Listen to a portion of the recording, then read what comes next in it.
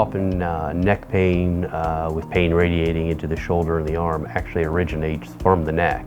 Many times it's arthritis related to either the bones or the discs that puts pressure on the spinal cord or the nerve roots.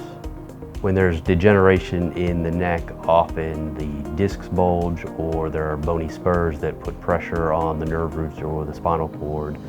This physical pressure not only causes symptoms, but the inflammation or irritation from this also causes symptoms, and oftentimes people will experience pain, weakness, changes in sensation.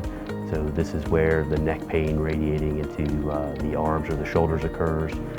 We'll also often see people have problems where they just notice that their hands aren't functioning correctly or their balance seems to be off. Some of the best treatment options for cervical radiculopathy are actually non-surgical. Many times it's a combination of medications like anti-inflammatory medications, muscle relaxants, as well as physical therapy. There are some situations in which we involve our pain management physicians to try to help calm the pain down. In addition to this, we try to modify any lifestyle factors that can also exacerbate or increase these symptoms. If you are experiencing chronic neck pain with pain radiating to the shoulder or the arm, I recommend that you contact us so that you can see one of our spine specialists and we can establish a treatment plan for you.